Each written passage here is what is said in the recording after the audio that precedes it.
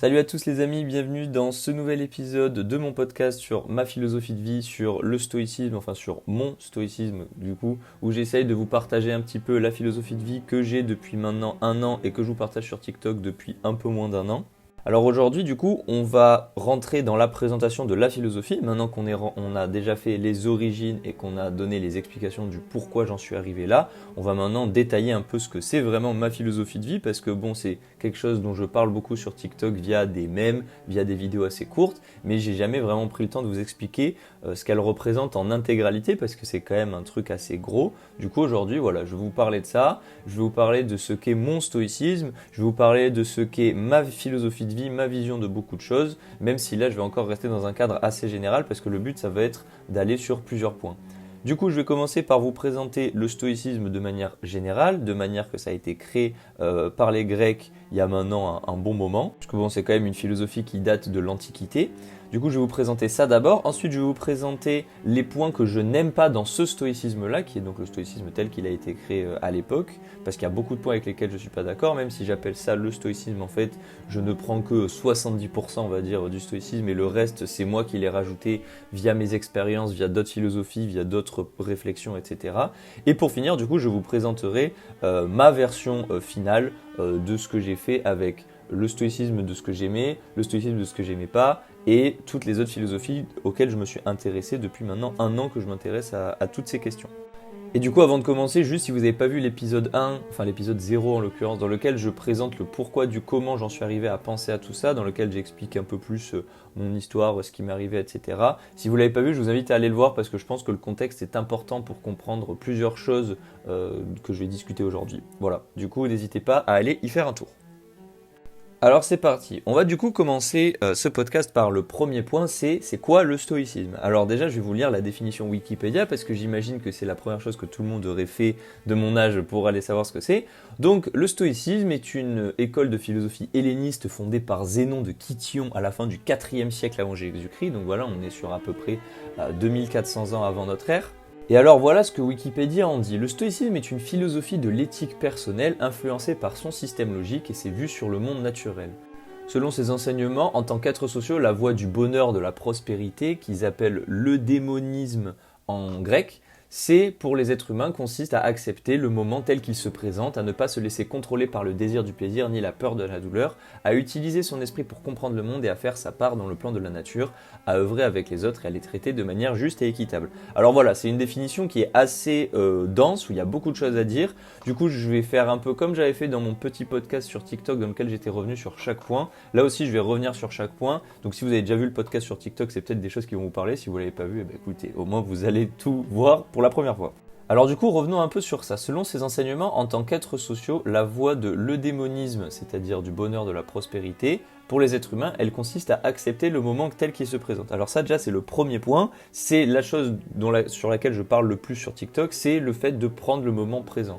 Le fait d'accepter tout ce qui se passe dans le présent, le fait de prendre de la plus petite brindille jusqu'aux plus grands événements qui vous arrivent là au moment présent, c'est la clé selon moi du bonheur et surtout de la prospérité. C'est aussi un point qui est important, c'est qu'ils mettent en parallèle le fait d'être heureux, le fait d'avoir du bonheur et le fait d'être prospère, d'être en paix intérieure. Et moi c'est quelque chose dont je vous ai beaucoup parlé, c'est que selon moi, le vrai bonheur, il se trouve dans la paix intérieure, c'est-à-dire la paix intérieure, selon moi, encore une fois, c'est d'être en adéquation avec ses émotions sans qu'elles nous contrôlent, mais sans qu'on les empêche d'être ressenties, de comprendre qui on est vraiment, de comprendre ce qu'on ressent et de comprendre comment est-ce qu'on marche dans notre monde, en fait, de ne pas être esclave de notre conscience et de nos émotions, mais plutôt d'être leurs amis, pas non plus d'être leurs maîtres, mais d'être leurs amis. Voilà, ça c'est aussi le genre de points avec lesquels je ne suis pas d'accord sur le stoïcisme, on y reviendra un peu plus tard. Mais du coup voilà, selon les stoïciens, pour être heureux, il faut accepter le moment tel qu'il se présente. Ça c'est aussi un truc dont je vous ai beaucoup parlé, c'est d'accepter le présent dans son imperfection. Ça c'est quelque chose qui est très compliqué parce que souvent on trouve des gros problèmes dans le présent, on trouve des moments gênants, des moments douloureux, on trouve des moments difficiles et du coup on n'a pas envie d'accepter ces moments. Mais en fait selon moi c'est exactement ce qui fait le bonheur, c'est de pouvoir trouver du plaisir, du bonheur et de la petite joie dans tous les moments présents. Et donc, en l'occurrence, même quand on a de la souffrance, même quand on a des moments gênants, se dire que ces moments-là vont servir de contraste pour les moments qui iront encore mieux. C'est-à-dire quand on ira encore mieux, on se dira il y a eu un moment où j'allais pas bien, donc aujourd'hui je suis content de pouvoir dire que ça va mieux. Voilà, donc c'est quelque chose qui est difficile à faire, mais c'est l'un des points clés du stoïcisme, c'est d'accepter le moment tel qu'il se présente. À ne pas se laisser contrôler par le désir du plaisir ni la peur de la douleur, c'est aussi ce que je vous disais, c'est-à-dire qu'en fait, le but du stoïcien, c'est pas tellement de ne pas souffrir ou d'avoir du plaisir. Le but du stoïcien, c'est juste d'exister. Voilà, c'est-à-dire qu'en gros, l'existence suffit à notre bonheur à aller bien et qu'on n'a pas besoin ni de plaisir ni d'esquiver la douleur pour aller bien. Et c'est aussi ça qui est fort dans le stoïcisme, c'est qu'on trouve aussi de la force dans les moments difficiles parce que c'est des moments qui arrivent des fois à nous inspirer pour être une meilleure personne ou juste c'est des moments qu'on arrive à totalement confronter sans en avoir peur. Voilà, c'est pour ça qu'on dit qu'il ne faut pas avoir peur de la douleur. À utiliser son esprit pour comprendre le monde et à faire sa part dans le plan de la nature, ça aussi c'est quelque chose dont moi je me suis beaucoup inspiré. Utiliser son esprit pour comprendre le monde, c'est vraiment l'unique but de ma vie en fait. Parce que comme vous le savez, moi le seul but que j'ai dans la vie, c'est de connaître. Je m'en fiche d'être connu, je m'en fiche d'avoir de l'argent, je m'en fiche de la reconnaissance, de l'amour, de tout ça. Moi, mon seul but, c'est de connaître des choses parce que je trouve ça magnifique et je trouve qu'il n'y a rien de mieux sur Terre que de pouvoir apprendre et connaître des choses, que ce soit sur la nature, sur les humains, sur absolument tout ce qu'on peut connaître en tant qu'être humain. J'ai envie de le faire. Alors évidemment, je vous ai déjà dit que c'était plus un modèle qu'un réel objectif parce que bon, on ne pourra jamais tout connaître, mais en tout cas, c'est vraiment quelque chose qui me guide profondément dans ma vie. Et alors faire sa part dans le plan de la nature, ça aussi c'est quelque chose qui est très important, c'est que le stoïcien vit en adéquation avec la nature. Alors ça ne veut pas du tout dire que là le but c'est d'être un écologiste très approfondi en mangeant que du thé détox, en mangeant bio, en arrêtant de manger de la viande, etc. C'est pas du tout là le point, ça c'est d'autres débats que vous pouvez avoir si vous voulez, mais là c'est pas de ça dont on va discuter.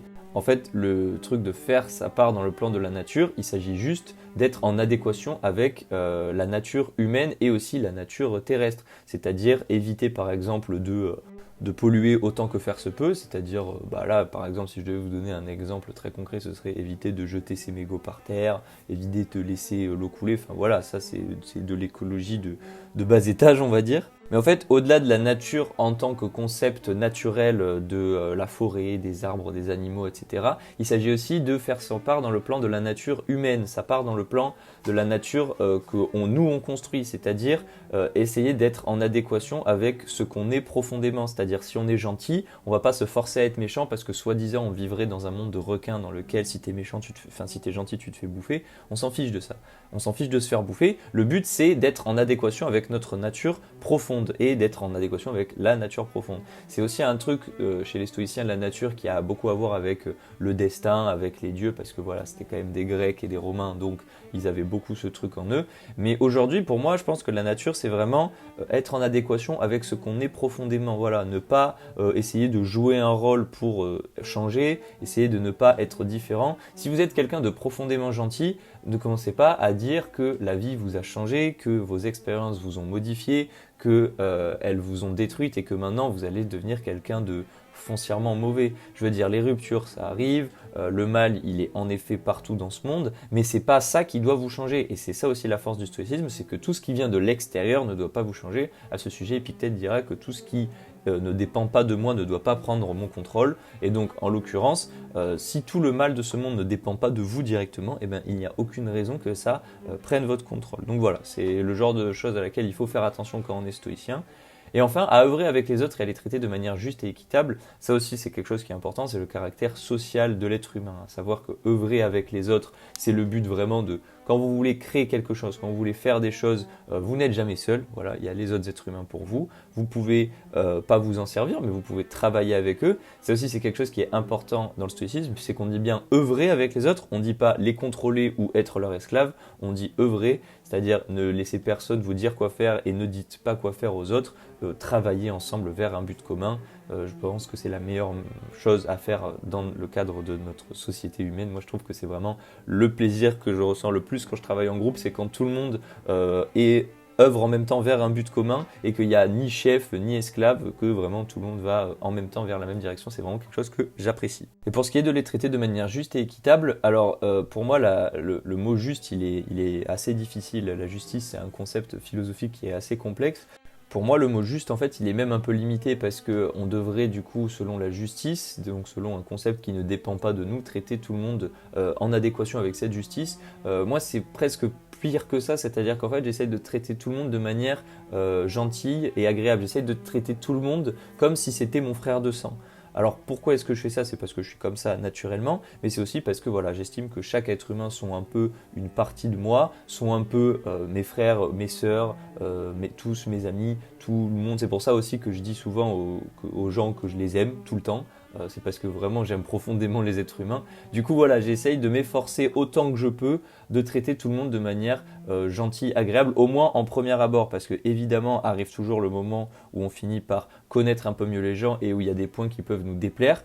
Moi typiquement je vous ai dit que ce qui me déplaisait chez les gens et ce qui pouvait m'empêcher de ne plus les aimer, c'est quand leur bonheur empêche la liberté d'autrui. Donc je pense par exemple aux racistes, voilà, c'est le meilleur exemple, c'est que si tu es raciste, ben, je ne pourrais pas t'aimer parce que ton bonheur empêche la liberté d'autrui d'exister par le simple fait qu'il soit né comme ça, enfin bref. Je ne vais pas rentrer dans ces détails, mais je pense que c'est quelque chose que vous avez dû comprendre si vous me suivez depuis un moment quand même, c'est quelque chose qui paraît assez évident dans la philosophie que je vous partage.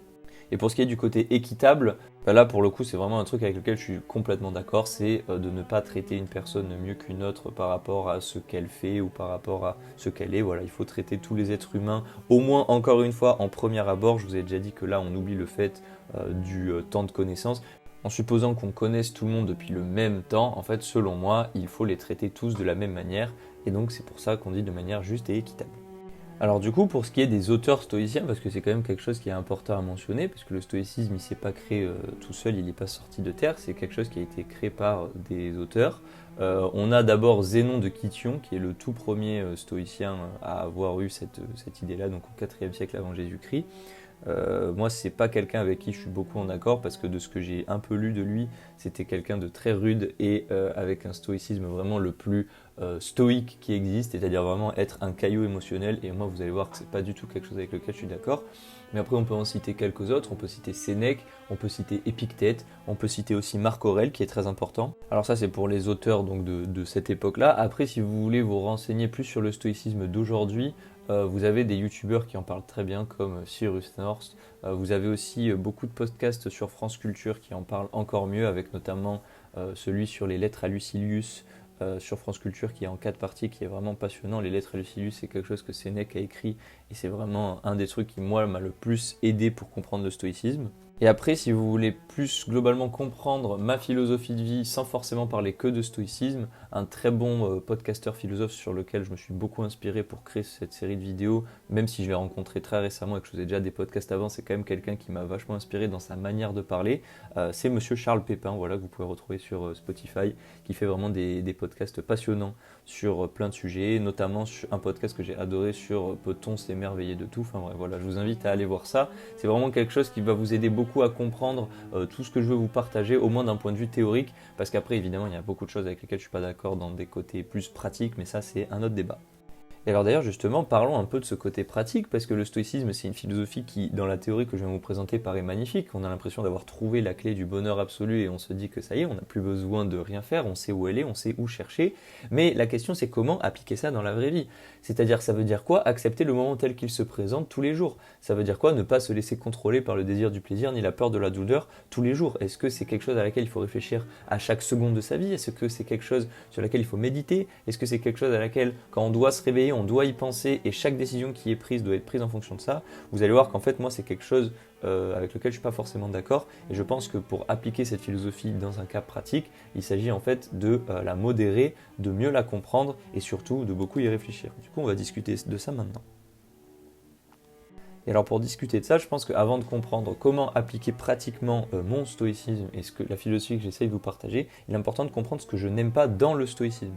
Parce que c'est un point qui est quand même assez complexe à comprendre, c'est-à-dire que dans ma bio, il y a quand même écrit stoïcisme, il y a aussi écrit absurde, mais on reviendra sur le côté absurde, je pense, la semaine prochaine. Mais voilà, il y a quand même un double jeu qui est fait là-dessus, et le stoïcisme a l'air d'être quand même quelque chose de très important chez moi, et donc les gens ne comprennent pas quand je dis qu'en fait je ne suis pas d'accord avec 100% de ce que le stoïcisme enseigne, et donc aujourd'hui on va revenir sur plusieurs points qui font que le stoïcisme ne me plaît pas à 100%. Une grosse majorité me séduit et une grosse majorité me suffit, mais il y a une petite minorité qui, selon moi, ne peut pas exister, voire des fois qui est même dangereuse. Alors je vais commencer directement pas avec le côté du stoïcisme qui est dangereux, c'est juste un côté du stoïcisme avec lequel je ne suis pas d'accord pour des questions de valeur, c'est la croyance en Dieu. Je veux beaucoup parler de Marc Aurèle parce que c'est quand même quelqu'un que je lis énormément en ce moment, je lis les pensées pour moi-même, et le fait est que les dieux, parce qu'évidemment ils étaient polythéistes à l'époque, les dieux sont un concept qui reviennent extrêmement souvent dans le livre de Marc Aurèle, et même chez Sénèque c'était déjà un concept qu'on voyait beaucoup, c'est-à-dire ne pas fâcher les dieux, être en accord avec la volonté des dieux, etc.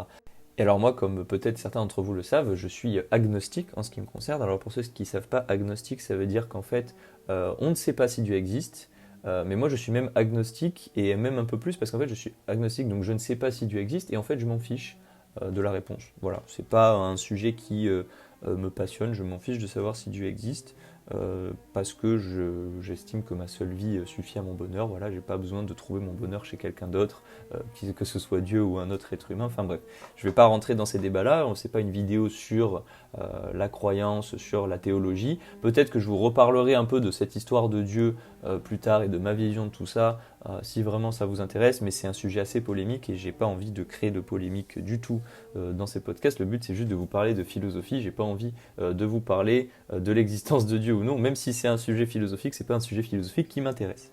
En tout cas, le fait est que Dieu est un sujet qui revient souvent chez les stoïciens, et moi c'est quelque chose avec lequel du coup je suis en désaccord, enfin c'est plutôt quelque chose qui ne me touche pas, et c'est même quelque chose avec lequel j'ai du mal parce que les stoïciens enseignent qu'il ne faut pas remettre son bonheur dans quelqu'un d'autre, mais par contre avec Dieu ça va, et voilà, ça c'est un peu un paradoxe stoïcien avec lequel j'ai un problème. Après évidemment ils vont argumenter que Dieu n'est pas juste une autre personne, c'est le tout, c'est l'alpha et l'oméga, etc. Bref, voilà, ça c'est, on rentre dans des débats théologiques maintenant qui sont différents, mais voilà, c'est l'un des points qui fait que je ne suis pas d'accord 100% avec le stoïcisme, c'est la répétition régulière du mot Dieu.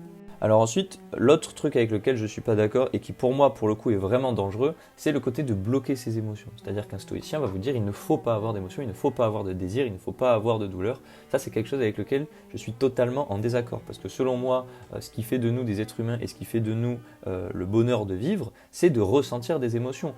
Mais comme je vous l'ai expliqué, c'est pas parce qu'on ressent des émotions qu'elles doivent nous contrôler. Je vous ai déjà fait la métaphore plusieurs fois en live TikTok de la rivière d'eau, à savoir que si vos émotions sont une rivière qui coule, plutôt que de créer un barrage ou de vous laisser totalement emporter par le courant de la rivière, eh bien vous pouvez juste la laisser s'écouler devant vos yeux et la regarder couler. C'est très joli de voir une rivière s'écouler, comme c'est très joli de sentir vos émotions s'écouler en vous, sans qu'elles prennent votre contrôle ou que vous en preniez le contrôle. Vous pouvez totalement utiliser vos émotions comme vos amis, parce que c'est ce que c'est au final. Les émotions, ce sont vos amis, ce sont vos partenaires de vie, c'est quelque chose qui vous accompagneront de votre naissance jusqu'à votre mort, et c'est quelque chose que si on bloque, on perd son côté humain, et il y a beaucoup de choses à côté desquelles on va passer, que ce soit des plaisirs ou même du bonheur beaucoup plus long. Donc voilà, selon moi, bloquer les émotions, c'est vraiment quelque chose chez les stoïciens avec lequel j'ai beaucoup de mal. C'est quelque chose que je ne comprends pas parce que je trouve que c'est vraiment l'une des choses qui fait que nous sommes des êtres humains et l'une des choses qui fait qu'on puisse être heureux en tant qu'être humain, c'est précisément de ressentir des émotions, qu'elles soient positives ou négatives, parce que les émotions négatives peuvent aussi servir un dessein, à savoir juste faire, comme je l'ai dit, du contraste avec les émotions positives, parce que on ne peut pas vraiment connaître le bonheur si on n'a pas réellement connu la douleur, même si ça aussi c'est quelque chose avec lequel je discute encore avec moi-même, parce que en effet je pense que c'est possible de ressentir du bonheur sans avoir senti du malheur, parce que c'est mon côté absurde du bonheur, etc., dont je vous parlerai du coup dans une prochaine vidéo. Et justement, le truc avec lequel j'ai un peu du mal chez les stoïciens, et qui là par contre vient de mon côté absurde, là je pense qu'il y a peu de gens qui vont être en accord avec moi, mais c'est le truc de l'objectif permanent des stoïciens. Chez les stoïciens, notamment chez Sénèque, on peut souvent lire qu'en fait, on ne doit rien faire qui ne serve pas un dessein. C'est-à-dire, on ne doit rien faire qui ne serve pas à nous-mêmes, à la société ou à quelque chose de plus vaste. Et ça, c'est quelque chose avec lequel j'ai aussi beaucoup de mal. Parce que je pense vraiment qu'on peut être heureux en faisant des choses sans que ça serve nécessairement un objectif. Alors encore une fois, c'est quelque chose qui peut paraître assez fou, assez absurde, et bien justement ça l'est, parce qu'il y a beaucoup de gens qui tous les matins se lèvent en ayant un objectif en tête, il y a beaucoup de gens qui ont comme seule raison de se lever le matin un objectif en tête, il y a beaucoup de gens dont le but, l'objectif de leur vie c'est quelque chose de précis, de mesurable et d'atteignable, mais je vous ai déjà parlé du fait que je trouve les objectifs assez traîtres, dans le sens où c'est un peu comme l'histoire de la vengeance, c'est-à-dire qu'une fois que l'objectif est accompli, eh ben, on peut se sentir vide au moins jusqu'à trouver un nouvel objectif, alors que si juste on se concentre sur le chemin et que le seul but c'est de faire quelque chose qui n'en a pas, ben on ne sera jamais à court de raisons d'être heureux, de raisons qui vont nous pousser. Cette raison, elle sera continue, ce ne sera pas un but précis, ce sera quelque chose qui nous pousse de manière continuelle. On n'aura pas ce truc où on aura dépassé une ligne d'arrivée et où là on se dira ok là c'est fini, je n'ai plus rien à accomplir, je me sens juste vide maintenant.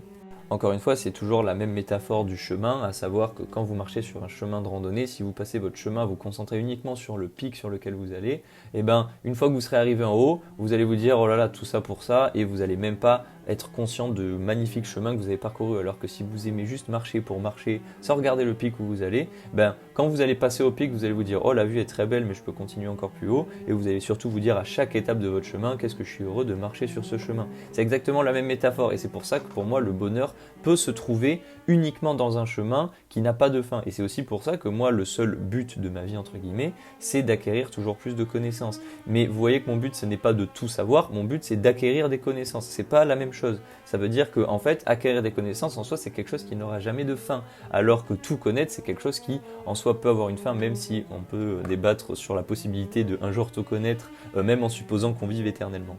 Et enfin, le dernier point avec lequel j'ai du mal chez les stoïciens, alors là c'est particulièrement chez Sénèque, c'est pas un point que j'ai vu chez d'autres stoïciens, c'est la gestion du temps. C'est comme dans le livre de Sénèque s'appelle de la brièveté de la vie, c'est comment est-ce qu'on gère ce temps. Sénèque dit une phrase qui moi m'a beaucoup fait de mal et avec laquelle j'ai eu beaucoup de mal, c'est qu'il dit « le temps est la seule chose dont on doit être avare ». Alors avare, ça veut dire être radin en gros. Il dit que selon lui, le temps ne doit pas se partager, que le temps doit rester notre possession et notre bien. Et ça, c'est quelque chose avec lequel, pareil, je ne suis pas d'accord parce que je pense que le temps, c'est quelque chose sur lequel on n'a pas autant de contrôle que ce que Sénèque veut dire. C'est-à-dire on ne peut pas être avare de temps parce que le temps, il s'écoule qu'on soit avec quelqu'un ou pas. Et ces histoires de perdre son temps, je pense que le temps n'est jamais perdu. Le temps s'écoule juste d'une manière à laquelle on ne s'attendait pas qu'il s'écoule avec nous en tout cas, et le fait est que le temps passe. Voilà, le temps c'est pareil, c'est un concept philosophique sur lequel je pourrais parler pendant des heures. Je vous recommande notamment les très bonnes conférences de Étienne Klein sur le temps, dans un côté philosophique pour la physique. C'est vraiment passionnant et c'est super profond et complexe. Mais voilà, la gestion du temps de Sénèque, c'est pas quelque chose avec laquelle je suis d'accord, parce que en plus je pense que le temps passé avec autrui, c'est pas du temps perdu, au contraire, c'est du temps de gagner, parce que c'est du temps qu'on peut prolonger, c'est du temps qui voilà, se perd un peu dans un infini qu'on passe avec autrui. C'est quelque chose que je trouve magnifique quand on est avec quelqu'un et qu'on prend le temps de vivre des choses ensemble. C'est un moment un peu figé dans le temps où justement on a l'impression que voilà, ces secondes ne passent plus et où on se sent beaucoup mieux parfois. Il y a aussi des moments où passer du temps avec quelqu'un, ça peut être quelque chose de douloureux, donc où le temps qui est long nous fait du mal, mais ça encore une fois, ça dépend des gens avec qui vous entourez. Là on parle vraiment dans un cadre assez général. Si on rentre dans les détails, et en effet le temps peut être douloureux, mais c'est pas parce que le temps peut être douloureux qu'on doit en être avare. Comme je vous l'ai dit, il ne faut pas avoir peur de ressentir des choses négatives, parce que selon moi c'est quelque chose qui permet de créer du contraste avec les émotions positives, et du coup de mieux se rendre compte quand on est heureux, quand on l'est pas, ou quand on est en train de le devenir, etc. Donc voilà, ça c'était les points avec lesquels je ne suis pas d'accord avec le stoïcisme. Alors encore une fois, il s'agit vraiment de moi, hein. Je comprendrais tout à fait que vous pensiez que Dieu existe, que vous pensez que bloquer ses émotions ce soit la solution, que l'objectif permanent soit quelque chose qui vous attire et que le temps soit quelque chose duquel vous êtes avare. Voilà, c'est évidemment des choses que je comprends parce que j'ai des amis, j'ai de l'entourage et c'est tous des choses que eux me disent et que eux ils ont. Mais en tout cas, moi, dans la philosophie que j'essaie de vous partager, j'essaie de vous montrer que ces 4 points-là, je ne suis pas d'accord avec. Vous avez totalement le droit de prendre des morceaux de ma philosophie qui vous plaisent et d'autres qui vous plaisent pas. C'est totalement quelque chose de possible parce que c'est exactement ce que je fais avec le stoïcisme. La philosophie, c'est quelque chose de malléable. Voilà, c'est pas quelque chose de figé, c'est pas quelque chose de sacré. Ce qui compte, c'est pas qu'on soit tous d'accord. Ce qui compte, c'est qu'on soit pas tous alignés derrière une personne qui serait une sorte de grand prêtre. Ce qui compte, c'est juste de réfléchir sur la philosophie et de réfléchir à ce qui nous plaît là-dedans et ce qui nous plaît pas. Mais c'est important de faire la distinction entre les deux. Voilà, je ne peux pas juste considérer que je suis un stoïcien parce que je suis d'accord avec 70%. Je dis juste que je partage beaucoup de stoïcisme, mais que dans le stoïcisme, il y a plein de points avec lesquels je suis en désaccord. Donc voilà, maintenant vous les avez, vous connaissez mes désaccords dans le stoïcisme, et donc vous ne pourrez plus venir me dire que le stoïcisme est une mauvaise philosophie dans laquelle on est un caillou, parce que moi c'est pas du tout cette philosophie-là que je partage. Même si j'en parle beaucoup, c'est pas du tout la totalité de ce que je pense. Et du coup, voilà, maintenant vous avez, je pense, un petit peu les différents points pour comprendre la troisième partie, qui donc est mon stoïcisme. Alors c'est quoi mon stoïcisme? C'est en fait la philosophie que j'essaie de vous partager sur TikTok depuis maintenant 1 an. Pour comprendre cette philosophie, c'est vraiment pas compliqué. Vous prenez toute la première partie. Dans cette première partie, vous enlevez les 4 points que je viens de vous citer avec lesquels je n'étais pas d'accord dans le stoïcisme, à savoir Dieu, les émotions, l'objectif et le temps. Et une fois que vous avez fait ça, vous comprenez mieux comment ma philosophie fonctionne. Alors voilà, c'est le stoïcisme auquel j'ai retiré quelques trucs, mais il y a aussi d'autres choses que j'ai ajoutées avec l'absurde, parce que par exemple j'ai remplacé l'objectif par le chemin, ce qui du coup remplace une sorte de forme de travail permanent plutôt que le travail vers un but, mais ça reste du travail quand même. Pour ce qui est de Dieu, bon, j'ai pas d'équivalent Dieu dans ma philosophie, mais je pense pas que ce soit nécessaire parce que j'ai pas envie d'avoir quelqu'un qui décide à ma place, mais bon, ça c'est pareil, c'est des débats théologiques dans lesquels je ne rentrerai pas.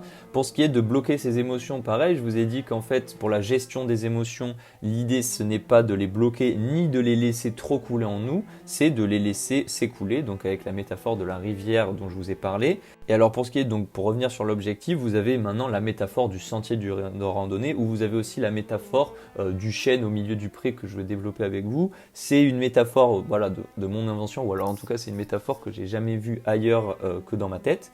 En fait, c'est que vous vous imaginez au milieu d'un champ, voilà, vous prenez un champ de blé tout vide, tout plat, si vous voulez avoir un objectif dans la vie, eh ben, visualisez un chêne au bout, très loin dans la plaine, que vous voyez à peine tout minuscule qui fait la taille de votre ongle. Et si jamais vous n'avez pas d'objectif, eh ben, n'en imaginez pas. Mais le fait est que maintenant que vous êtes dans ce champ de blé, vous n'allez pas juste rester sur place, vous avez envie de vous balader au milieu de ça.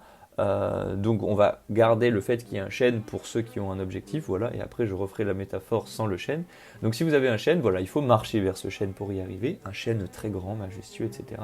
Il faut marcher vers ce chêne. Alors pour ça, vous allez fendre les épis de blé, donc vous allez créer votre propre chemin, vous allez créer votre propre voie vers votre réussite. D'ailleurs, n'oubliez jamais que je parle de votre réussite et pas de la réussite, car pour moi ce concept est propre à chacun.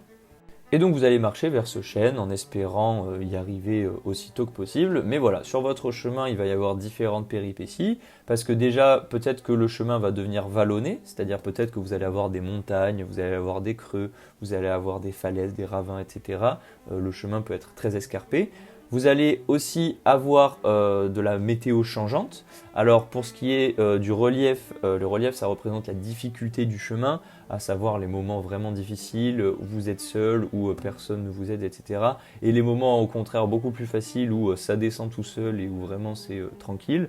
Et ensuite vous allez avoir la météo qui elle va être synonyme de vos émotions, parce que s'il pleut ça peut représenter votre tristesse, s'il neige ça peut représenter votre nostalgie, s'il fait un grand soleil ça peut représenter votre bonheur. Mais voilà, quelles que soient vos émotions et quelles que soient les difficultés qui passent devant vous, donc quel que soit le relief ou quelle que soit la météo, il ne faut pas s'arrêter vers votre objectif. Voilà, c'est ça en gros la métaphore du chêne, c'est essayer de comprendre ce que c'est un objectif et ce que c'est une route vers cet objectif en prenant une métaphore voilà, qui, pour des gens ça marche très bien, il y a des gens qui m'ont dit que ça les avait aidés, il y a d'autres gens chez qui ça parle pas, voilà, c'est propre à chacun. Mais du coup comment faire quand on n'a pas d'objectif? En fait vous faites exactement la même chose sauf que vous n'avez pas de chêne, c'est juste vous voulez faire le tour du monde, voilà, donc vous allez peut-être revenir au point de départ à un moment à la fin d'avoir fait le tour du monde, mais vous pouvez juste apprécier vous balader au milieu de ce champ de blé en faisant le tour de la planète plusieurs fois. C'est mon cas à moi, puisque moi je n'ai pas d'objectif propre. Le seul objectif que j'ai, c'est de fendre ces épis de blé et de faire que marcher, c'est-à-dire mon seul objectif en soi dans la vie qui n'est pas vraiment atteignable, c'est de continuellement apprendre. Voilà, donc là je vous ai parlé de comment comprendre ma philosophie. Donc vous prenez l'ensemble du stoïcisme, parce que vu que je suis un matheux, on va un peu revenir sur ce genre de truc. Vous prenez l'ensemble du stoïcisme et vous lui retirez Dieu, le blocage des émotions, l'objectif permanent et le temps, mais que vous remplacez chacun par du coup ma version du truc. À savoir que selon moi, Dieu n'existe ou n'existe pas, mais je m'en fiche. Faut pas bloquer ses émotions, faut les laisser s'écouler sans qu'elles prennent notre contrôle. L'objectif permanent est possible, mais il n'est pas nécessaire au bonheur. Et le temps, on le passe aussi bien tout seul qu'avec les autres. Ce qui compte, c'est juste de savoir qu'il s'écoule en permanence. Donc ni d'en être avare, ni de trop le dépenser.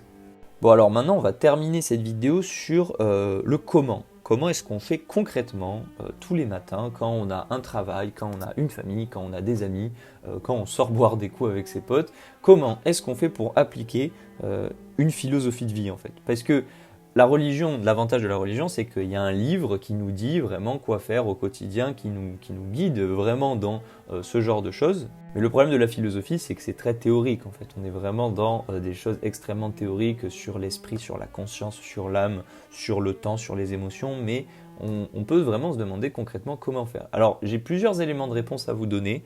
Ça va rien être d'absolu, ça va juste être des choses qui peut-être vont parler à plus qu'à d'autres, mais ça va pas être forcément une réponse absolue, c'est-à-dire je ne vais pas vous donner des enseignements en mode à 10h tu dois faire ça, à midi tu dois faire ça, parce que je vous rappelle que ce n'est pas une religion, c'est une philosophie, mais je peux vous donner quelques éléments de réponse qui moi m'ont aidé à appliquer cette philosophie dans la vraie vie.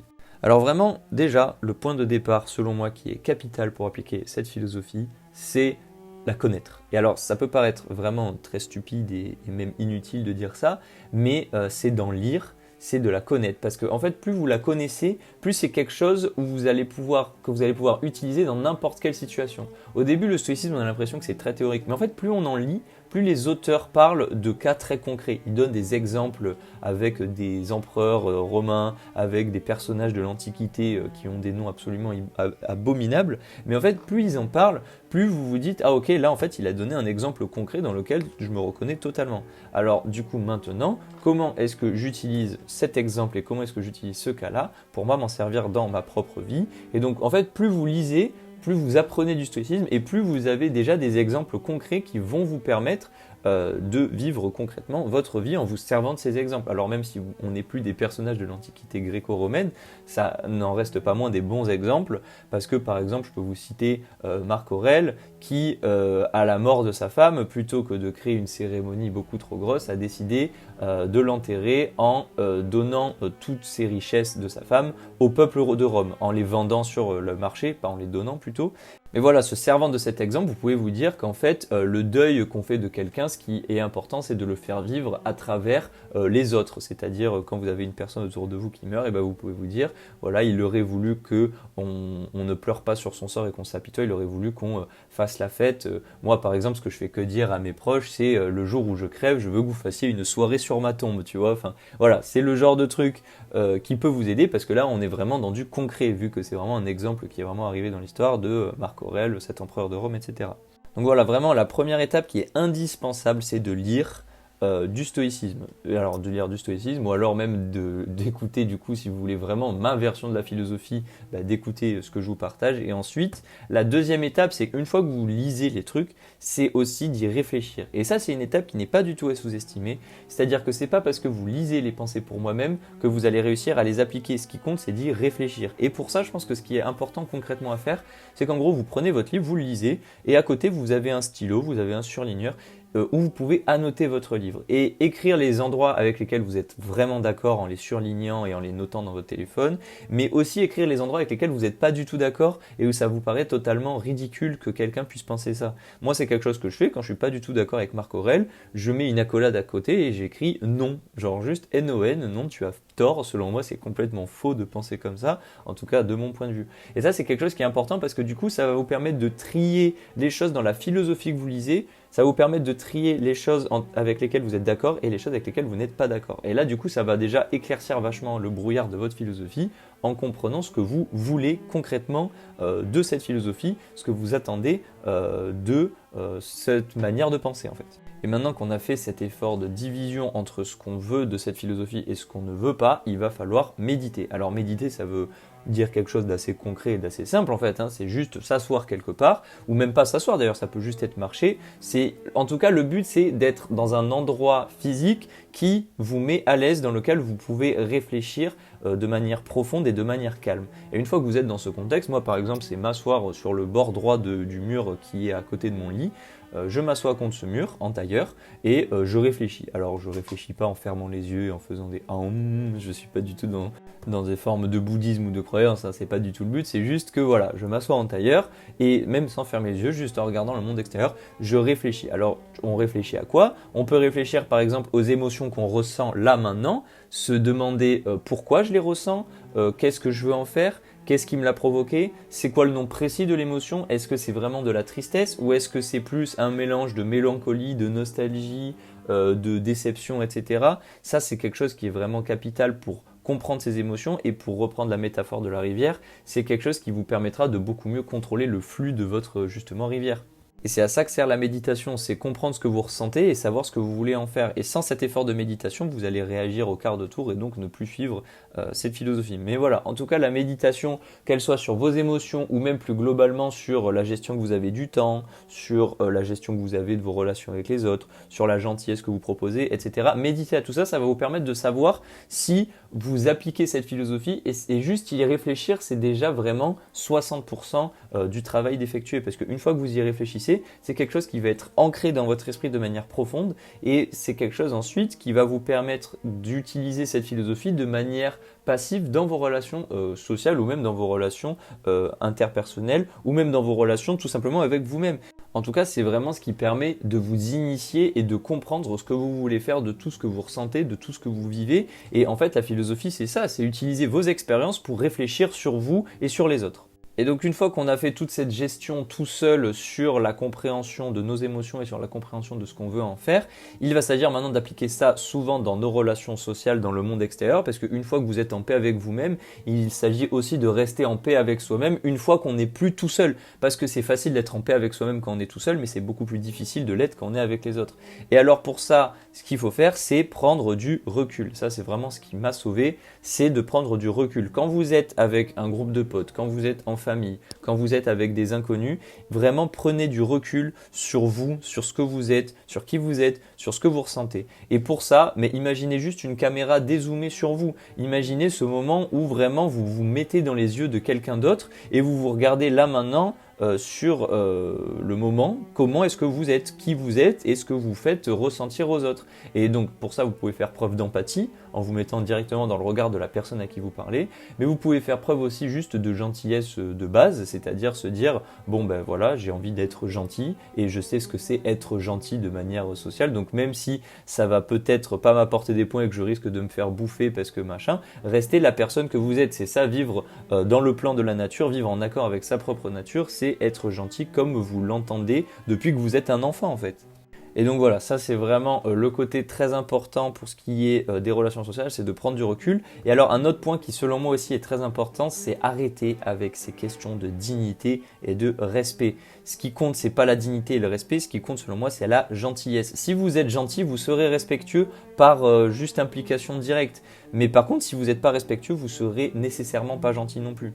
Et pour ce qui est du concept de dignité, vous le savez, je vous l'ai déjà dit, c'est quelque chose avec lequel j'ai beaucoup de mal parce que c'est un mot qui veut tout et rien dire, la dignité par rapport aux autres. La dignité, du coup, c'est quelque chose où on voudrait être digne, c'est-à-dire être fier de quelque chose, mais uniquement par rapport aux autres, parce que la dignité tout seul, elle n'existe pas. Quand vous êtes seul face à vous-même, il n'y a pas de dignité, il n'y a pas de choses comme ça, donc c'est vraiment quelque chose d'assez étrange. Donc voilà, vraiment ce sont des concepts qui sont très ancrés dans notre société et qui sont compliqués à mettre en relief avec ce que vous ressentez, mais grâce du coup à toute cette philosophie, je pense que c'est vraiment quelque chose qui permet de mieux comprendre ce qu'on ressent, comment s'en servir tout seul, comment s'en servir en société et par rapport aux normes de la société, qu'est-ce que ça peut nous apporter. En l'occurrence, je vous ai dit que la gentillesse, ça permettait d'être respectueux directement, mais sans le savoir qu'on est respectueux limite. Donc voilà, pour résumer, comment faire pour appliquer directement la philosophie? D'abord, il faut la connaître, il faut y réfléchir dessus, il faut méditer dessus, c'est-à-dire y penser régulièrement.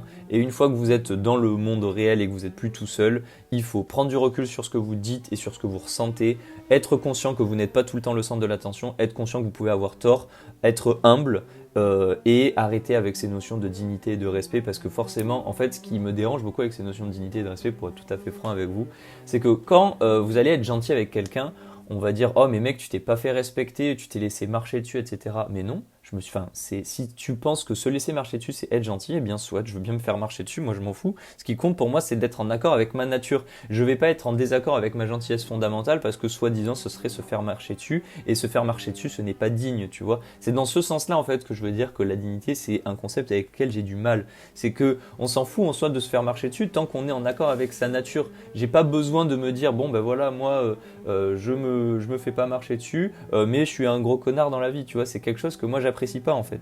Bon, encore une fois, c'est propre à moi, c'est propre à ma vision du monde. Vous avez totalement le droit de ne pas être d'accord. Il y a beaucoup de gens qui m'ont dit qu'ils n'étaient pas du tout d'accord avec ce côté-là de ma philosophie. Pareil avec le côté absurde, pareil avec le côté gentillesse, pareil avec le côté Dieu, pareil avec le côté bloquer ses émotions. Encore une fois, je vous le répète, je partage ma vision des choses, ma philosophie. Vous en prenez ce que vous voulez. Même si vous voulez prendre un seul point ou même si vous vouliez juste écouter ma philosophie mais sans vous en inspirer, vous avez tout à fait le droit et je ne suis pas du tout là pour vous dire quoi faire, je n'ai aucune injonction de comportement, je veux juste avec vous partager les pensées trop nombreuses que j'ai dans mon petit cerveau de mec de 21 ans, c'est tout. Et voilà les amis, c'est la fin de ce podcast, c'est sur ces belles paroles que je vais vous laisser. Je suis très content d'avoir pu partager avec vous ma vision du stoïcisme, mon stoïcisme, ma philosophie de vie, en vous parlant quand même de cette philosophie qui date quand même du 4e siècle avant Jésus-Christ, qui était très importante pour moi. J'espère que vous avez tout compris. Voilà, n'hésitez pas à me dire ce que vous avez pensé du podcast dans les commentaires, à lâcher votre meilleur pouce bleu, votre abonnement, vous connaissez déjà. Pour ceux qui sont nouveaux, je vous rappelle que tout ce que je fais se passe généralement sur TikTok, c'est vraiment le point de départ. Après, il y a aussi un Discord, vous avez également cette chaîne YouTube, vous avez un compte Twitch sur lequel je stream pas souvent, mais voilà, ça m'arrive de streamer des jeux vidéo de temps à autre.